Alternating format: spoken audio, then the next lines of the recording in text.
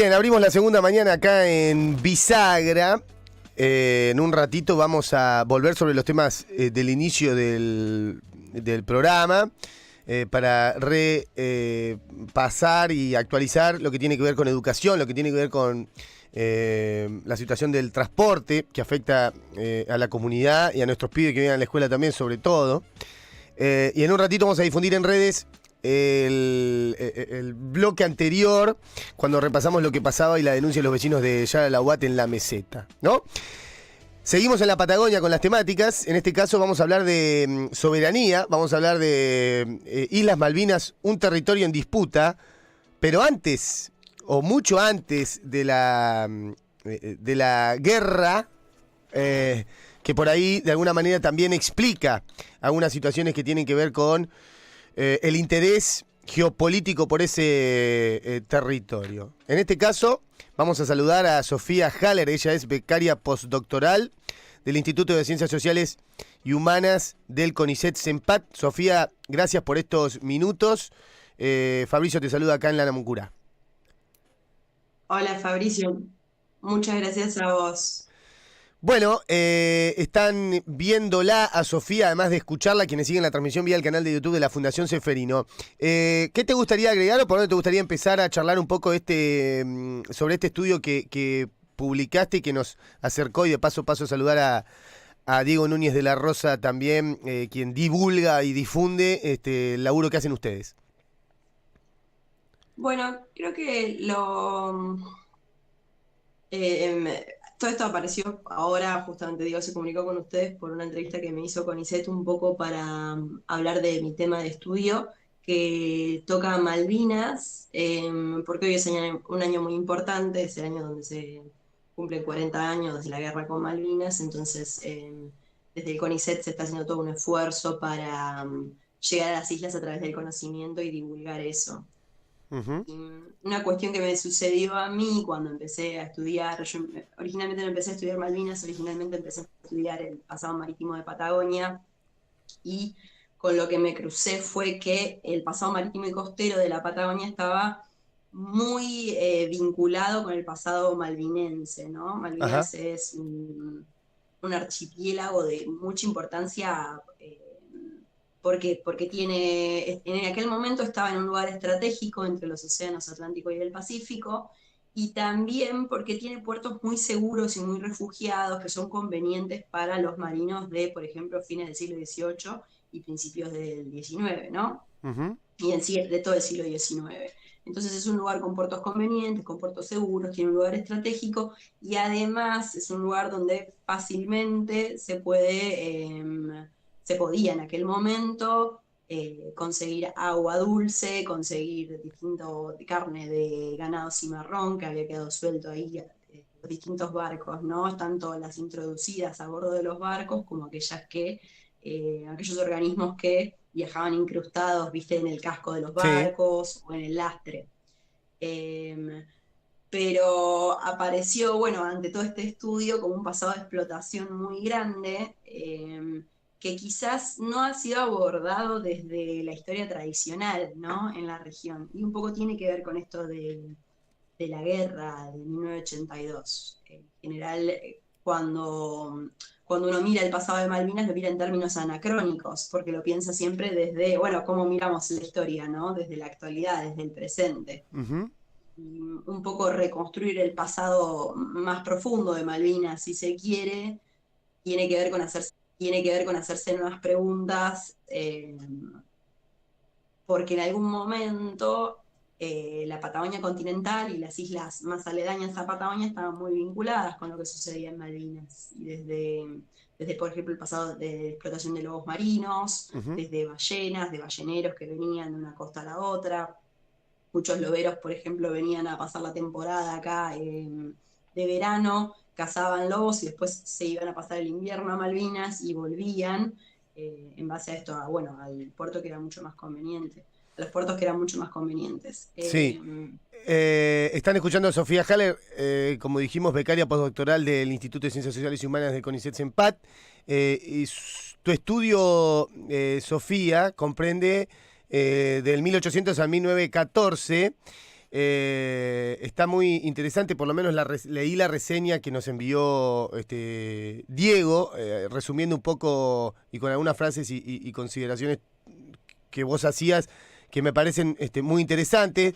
Me pareció, no sé, me parece interesante comentar también lo desregulado que estaba este territorio marítimo, si se quiere, y recién, que recién se empezó a regular, si no me acuerdo mal, estoy recordando de memoria, con la Constitución del Estado Nacional, si se quiere, post Roca, ¿no? Allá por el 20, si no estoy mal rumbeado, ¿no? O, bueno, si nos podés dar más precisiones de esto, pero digo, hasta antes de eso había sido un saqueo desregulado completamente. Había habido intentos, pero sí, básicamente un saqueo. Y este es un problema que se hereda, que hasta podemos relacionar con hoy, ¿no? Los buques pesqueros Sí. chinos que entran por ahí acá a la frontera oceánica argentina y como que de pronto tienen problemas con prefectura, ¿no? Ujú. Bueno, este es un problema que heredamos desde la corona española. La corona española cuando llega acá, a fines del siglo XVIII, funda distintos establecimientos justamente para defender la región, eh, un poco de la pesca extranjera que está llegando, que le dicen pesca esto a la caza de ballenas y la caza de lobos marinos, aunque también Claro. tenía un propósito de relacionarse, bueno, con los pueblos originarios al interior que eran en aquel momento autónomos. Y, y, este problema que ya tiene la corona española lo retoma el gobierno de las Provincias Unidas después de la Revolución de la Independencia, Ujú. y lo siguen teniendo ya a mediados del siglo XIX, recién tal cual. Con la denominada conquista del desierto, empieza el Estado a tener los recursos, a mirar y también a tener los recursos para hacer algo para regular, digamos, lo que es la costa y todas estas tripulaciones que llegan, que no solamente están cazando ballenas y lobos marinos, sino que para mediados del siglo XIX están muy interesados en el guano, que es Ajá. el excremento de las aves marinas de distintas islas de Patagonia, que era considerado valioso por sus propiedades como fertilizante, Ujú. y también se está haciendo aceite de pingüino, o sea, están volteando cada roca que pueden, sacando un montón de recursos, y como el Estado hasta 1880 carece de, digamos, una fuerza naval capaz de poder regular eso, y también tiene un cierto desconocimiento, y digo Claro. cierto porque empezamos a ver agentes como, no sé, Luis Piedrabuena, que está empezando a mirar, bueno, qué pasa y está empezando a informar al Estado argentino de lo que está sucediendo en la Patagonia. Luis Piedrabuena es un lobero proveniente de Patagones, pero que él mismo, por ejemplo, aprendió su oficio a bordo de barcos estadounidenses. Entonces eso también da la pauta de, bueno, Claro. tenemos un patrimonio histórico que ignoramos bastante porque mucho era aprovechado por extranjeros y, eh, y todo este pasado que ignoramos bastante nos influenció políticamente, influenció ya desde el periodo de la corona española, ya a fines del siglo XVIII, empieza a influir en la configuración del territorio.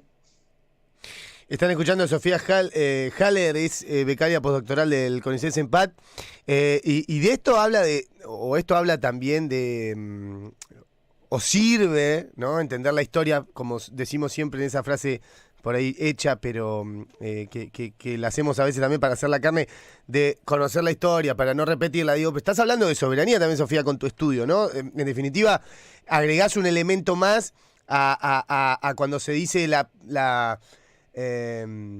importancia que tiene y las Malvinas en el TEC mundial, ¿no? En esta geopolítica. Bueno, también hablamos de los recursos que hay en la zona, ¿no?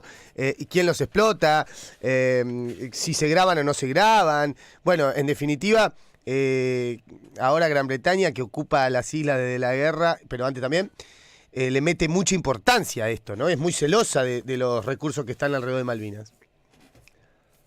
Sí, ni hablar. De hecho, bueno, yo tuve la oportunidad de ir a las Islas Malvinas con mis directores de tesis, con Evangelina Schwint y con Julio Besub. Y, si no me equivoco, el ingreso más importante de Malvinas venía a partir de las licencias de pesca. Ujú. Es como interesante, ¿no? Los historiadores no decimos que la historia se repite, pero me parece muy importante hacerse nuevas preguntas por el pasado de Malvinas, como para también entender eh, la forma en que los residentes patagónicos se acercaban a Malvinas, que es algo que se está empezando a estudiar en los últimos años. Y también, bueno, cómo fue todo el proceso de disputa por esta soberanía que es mucho más amplio que pensarlo en términos de argentino-británicos, ¿no? Como que había un montón de actores involucrados. Eh, Vos decís, Gran Bretaña planta la bandera, pero está mojando el pan Estados Unidos, Francia, etcétera, ¿no? es una gran manera de decirlo, sí, tal cual. Eh, ¿Qué más te gustaría comentar de tu estudio, Sofía?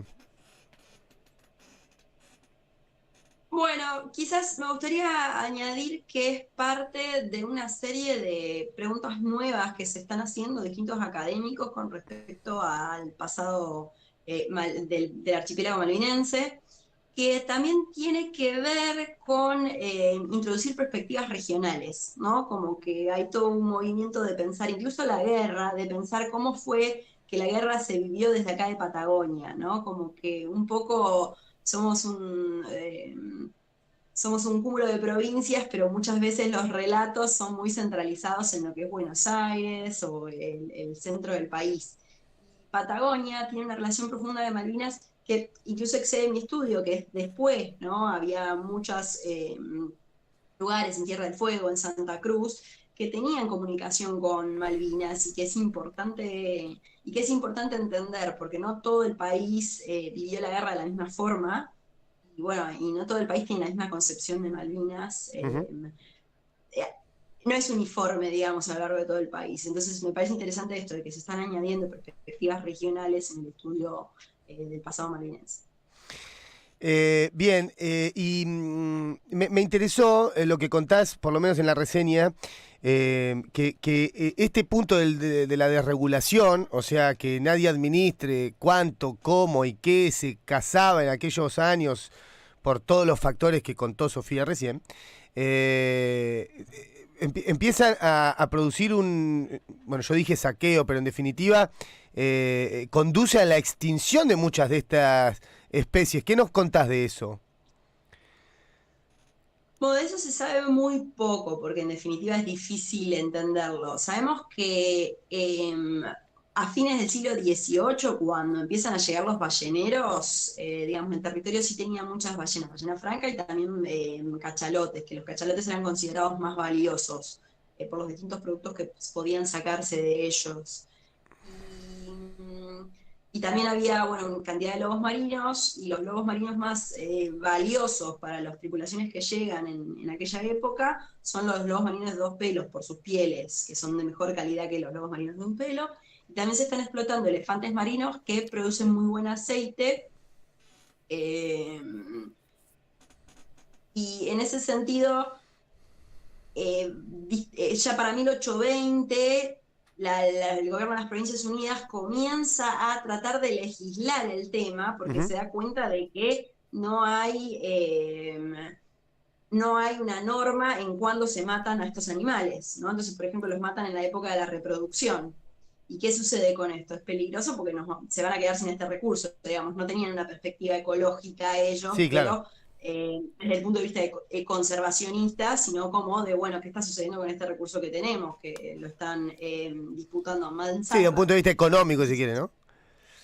recurso económico, tal cual. Ujú.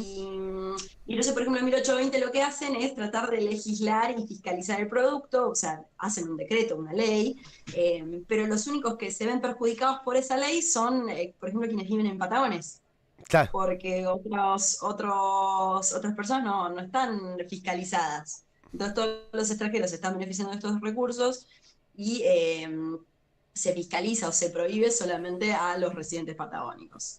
Y bueno, eso es Claro. efectivamente un problema, así que se levanta ese decreto porque en definitiva no está sirviendo para nada. Pero se está observando justamente de que, bueno, antes el recurso era mucho más numeroso y en este momento no lo es. Ujú. Muy interesante, sabemos que Sofía, bueno, da para largo el tema, es un tema muy, como refirió la entrevistada, muy caro, muy sentido para, sobre todo y en particular para los habitantes de nuestra querida Patagonia, lo que tiene que ver con Malvinas y ese sentimiento de alguna manera que despierta por diferentes hechos de la historia también, y con las sociedades que habitan estos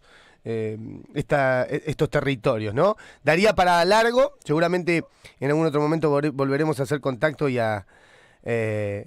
ampliar un poco esta investigación, que es un punto de partida de Sofía seguramente, y que, bueno, también debe hablar o debe dialogar de alguna manera con el proyecto Pampa Azul, ¿no? Para de alguna manera agarrar ese recurso, haciendo el foco en la soberanía también que está impulsando este gobierno. Bueno, y da para tanto más, pero no hay más tiempo, así que le quiero agradecer a Sofía y si quiere cerrar con algo y agradecer estos minutos.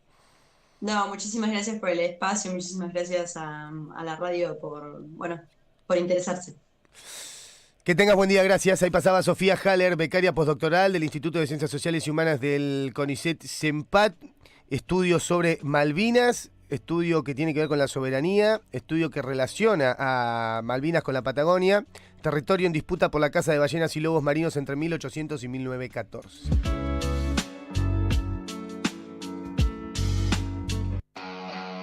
Estás en Bisagra.